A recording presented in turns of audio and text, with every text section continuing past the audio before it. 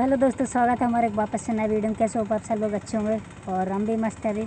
और आपको पता ही होगा कि मेरा वीडियो अभी अपलोड नहीं हुआ, कम से कम 8 से 10 दिन हो गए। तो उसका कारण मैं आपको बता दूं कि थोड़ी मेरी तबीयत ख़राब हो चुकी थी और लगभग आज मुझे 10 दिन हो चुके हैं एक ही जगह पे यहीं हूँ, क्योंकि मेरा तबीयत ख़राब था। तो अभी तो लगभग ठीक हो चुका हूँ, तो इसलिए वीडियो बना रहा हूँ। तो आपको बता दूँ हुआ क्या था, पूरा रीज़न क्या था। जहाँ हॉस्पिटल था तब भी मुझे इलाज नहीं मिला। दोस्तों क्या बताऊँ आपको, पूरी कहानी बताते इस वीडियो में शुरू से लेकर एंड तक। दोस्तों अगर आप बीमार हो जाओ तो आप क्या सोचे कि जल्दी से इलाज मिले और जल्दी से ठीक हो। मैं भी यही सोच रहा था, बट यहाँ हॉस्पिटल होते हुए मुझे इलाज नहीं मिला। उसका कारण ये है कि मैं आपको बताता हूँ पूरी कहानी क्या थी। और दोस्तों, आपने कभी भगवान को देखा है? मैंने सच में भगवान को देखा हूँ। मैं इस वीडियो में सब कुछ बताऊँगा आपको, शुरू से लेके एंड तक ज़रूर देखना। चलो स्टार्ट करते हैं।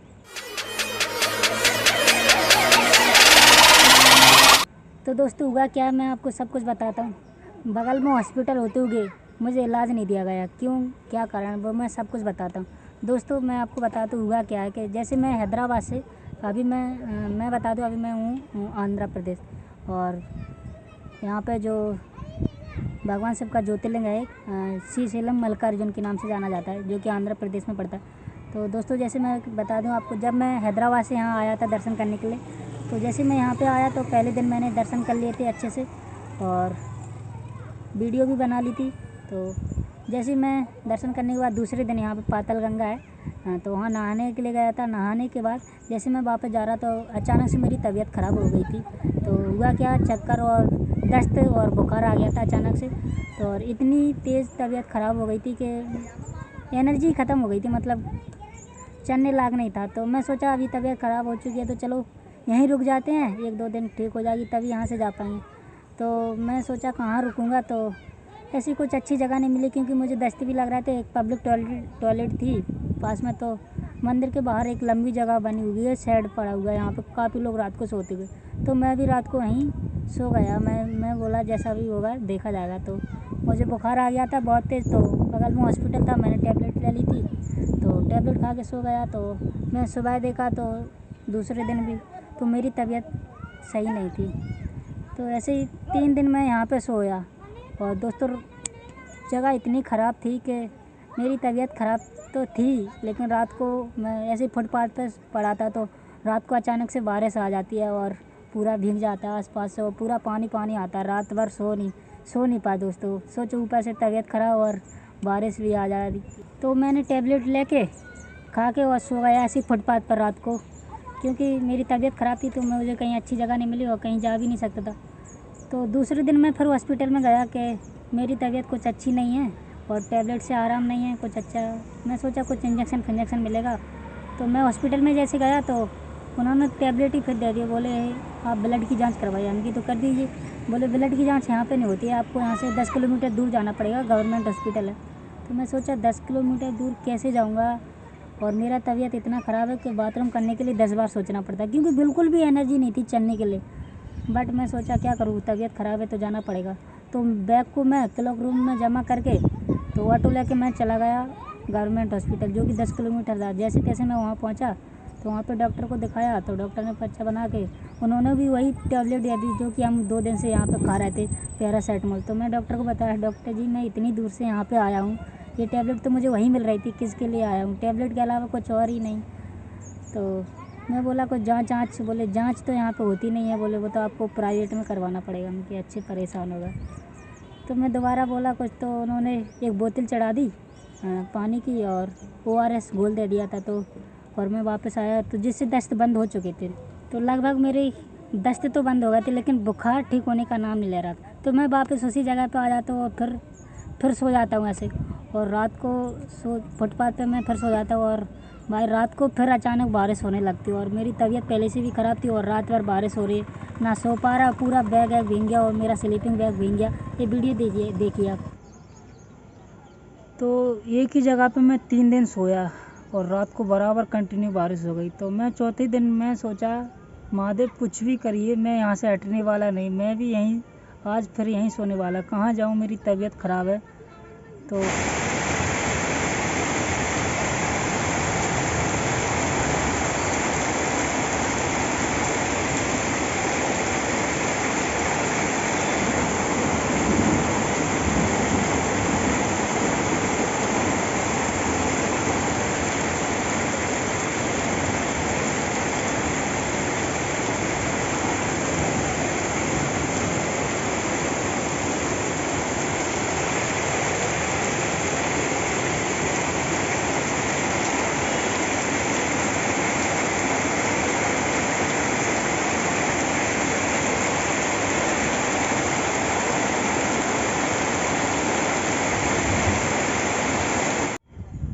तो महादेव ने सोचा ये बड़ा ज़िद्दी है साला, ऊपर से तबीयत ख़राब है और रात को बारिश हो जाती है, वो बीमार है साला, मर जाएगा यहाँ से, मर जाएगा साला यहाँ पे सोते सोते। तो महादेव ने सोचा मुझे ही कुछ करना पड़ेगा, क्योंकि ये तो अकेला है, कोई यहाँ पे देखने वाला नहीं, पूछने वाला नहीं।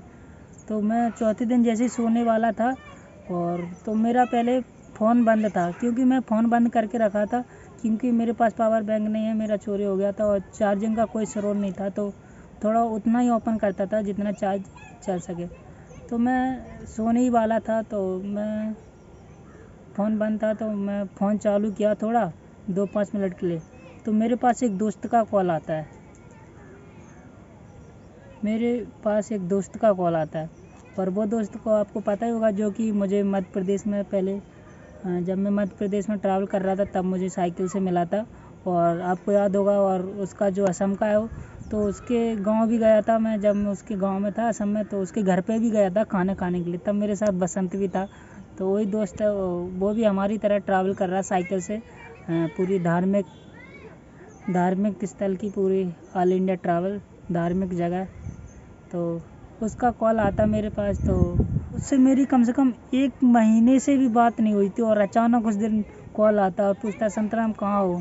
मैं सोचा मैं तो यहाँ हूँ, मेरी तबीयत ख़राब है। तो बोले कहाँ पे लेटे हो? हमने कि बस ऐसे ही लेटा हूँ फुटपाथ पे, क्योंकि तबीयत ख़राब है तो कहीं जा नहीं सकते। बोले फुटपाथ पे क्यों लेटे हो? खाना खाया? हमने 3 दिन से तो कुछ नहीं खाया, तबीयत ख़राब है तो खाना खाने का मन ही नहीं हो रहा है। तो दोस्त ने बोला तुम वहाँ क्यों सो रहा है? कम से कम मुझे तो फ़ोन करते, मुझे तो बताते, क्योंकि मैं भी वहाँ दर्शन करके आया हूँ, मुझे पता है रहने के लिए कुछ जुगाड़ कर सकते। तो हमकी बताइए क्या होगा?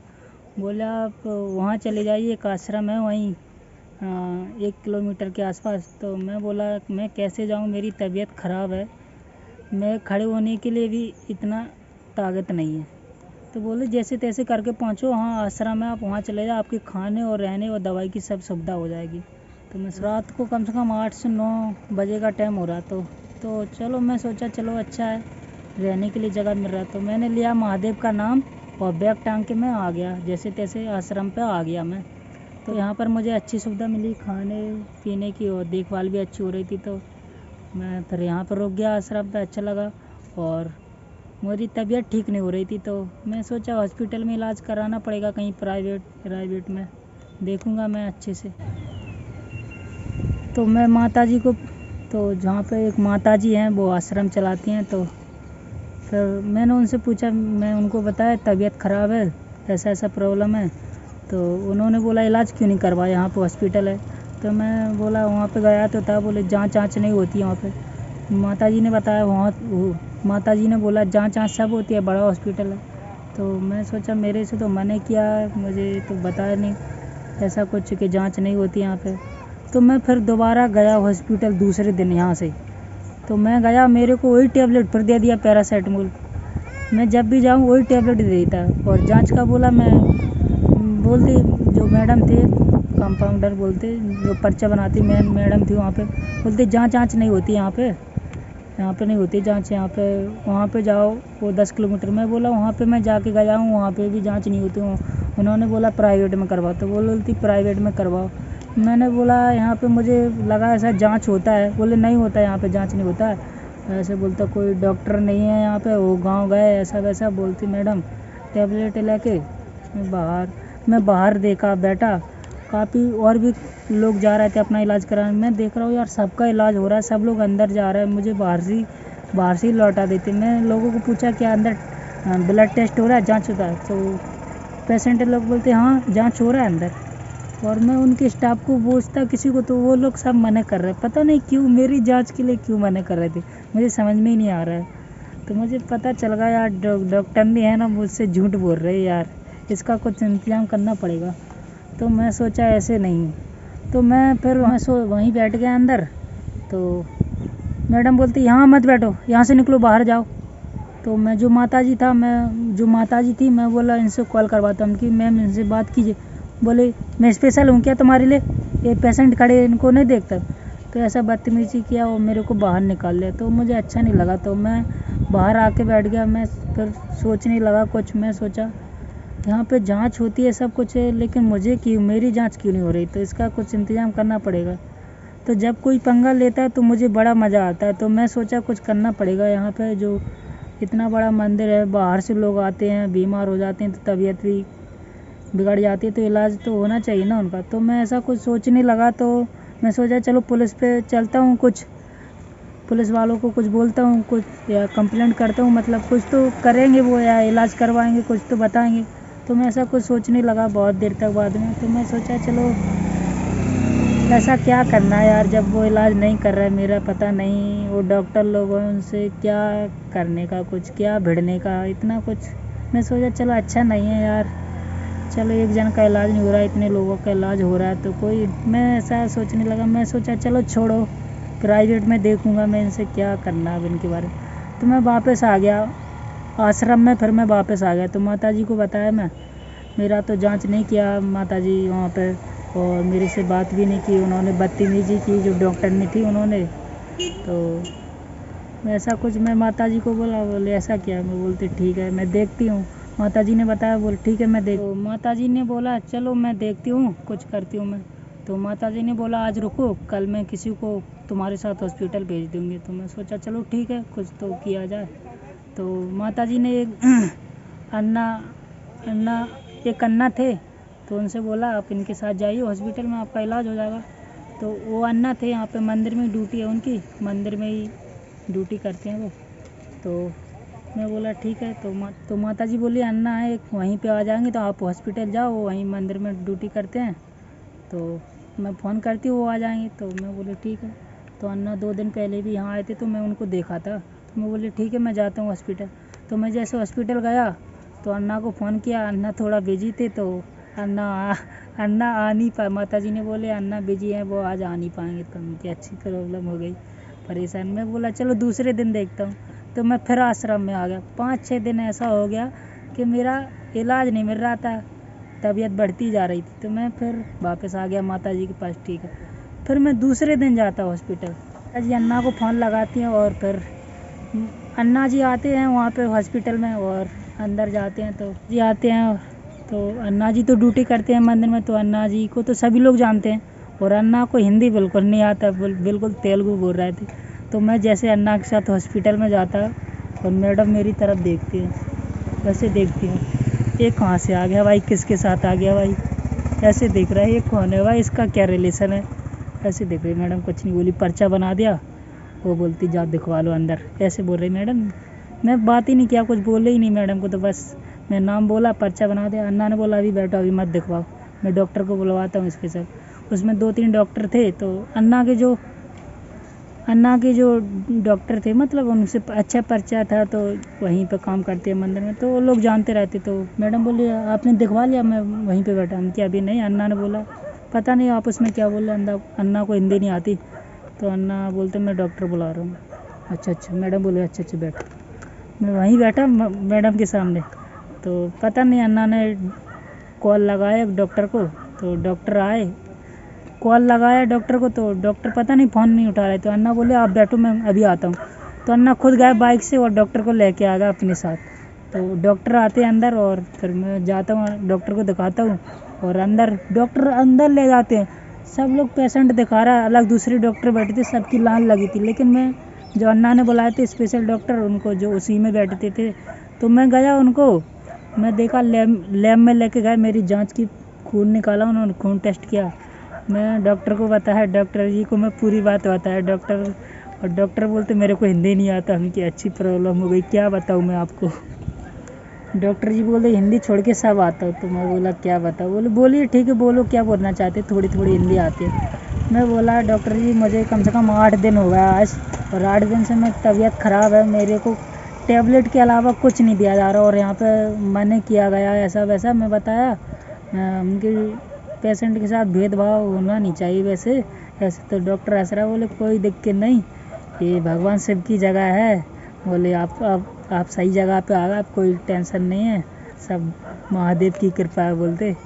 और डॉक्टर सच में बहुत अच्छे थे, हंस के बात कर रहे थे, बोले कोई दिक्कत नहीं, वो महादेव की कृपा है, बोले आप टेंशन नहीं लेना, आपको आपका इलाज कोई दिक्कत नहीं, अच्छे से होगा, टेंशन नहीं। ठीक है, उनकी इतने दिन से मैं परेशान हो रहा हूँ, ये अन्ना की वजह से मैं आ पाया हूँ यहाँ पर।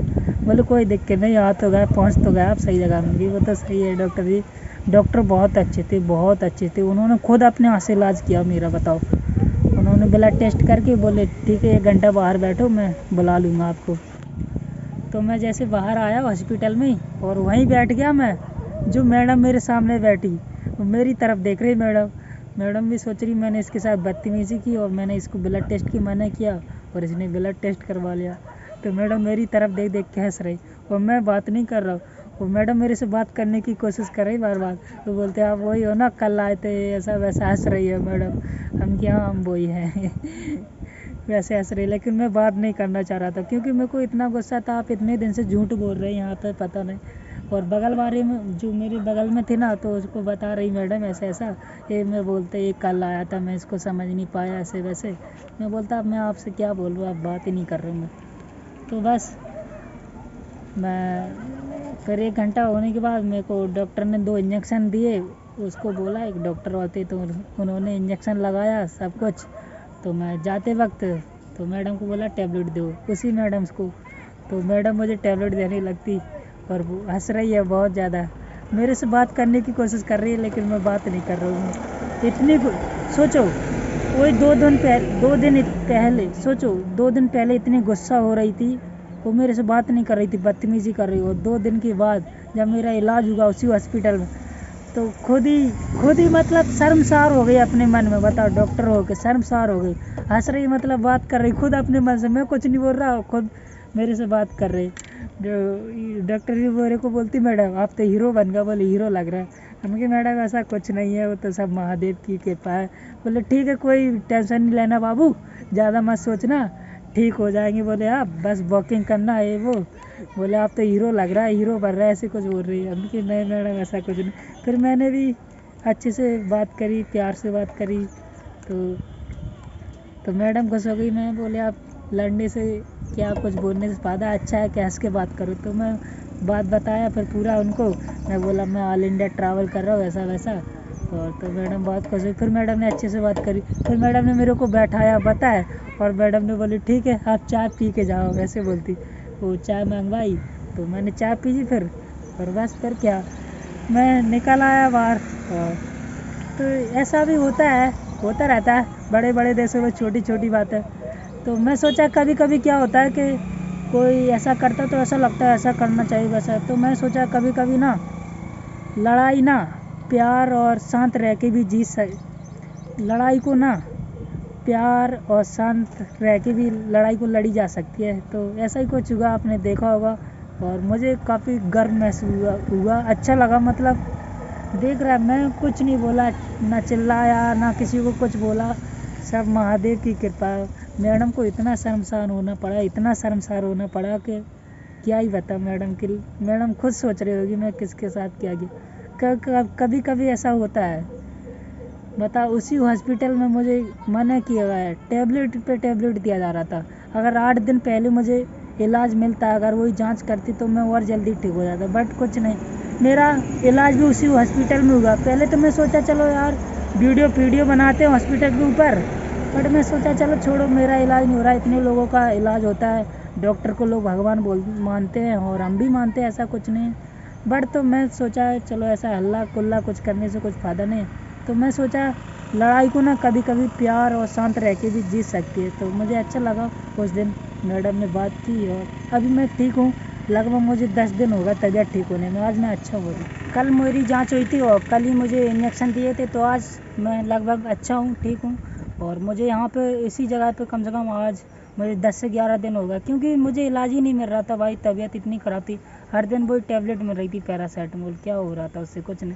बट देखा आपने महादेव की कृपा और महादेव की नगरी में रह के इतना कुछ। तो देखो कहाँ एक फुटपाथ पे सो रहे थे और फिर एक आश्रम मिला जहाँ पे मेरी अच्छे से खाना पीना और देखभाल हुई।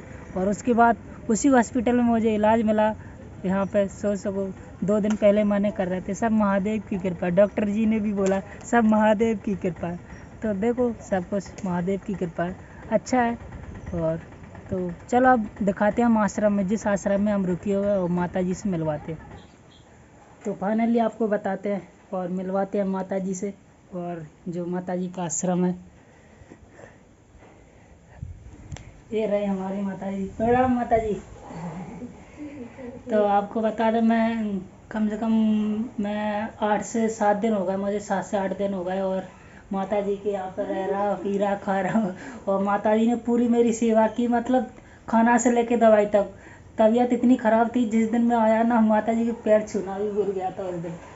तो बताना, और तो अभी तो मेरी तबीयत ठीक हो चुकी है, और बिल्कुल माता जी ने पूरी सेवा की मेरी, खाना, दवाई। और हॉस्पिटल में मैम वो जांच नहीं कर रही थी है ना, तब माता जी ने अन्ना को भेजा अपने साथ, तब वहाँ पे इलाज मिला। तो इतने दिन हो गए माता जी को देने के लिए मेरे पास कुछ भी नहीं है। और तो ऐसा करता हूँ, सब कुछ छोड़ के यहीं पर रुक जाता हूँ, माता जी आपकी सेवा करता हूँ। फिर मेरे घर वाले आ गए तो फिर तो जाना पड़ेगा। चलो आशीर्वाद दो माता जी।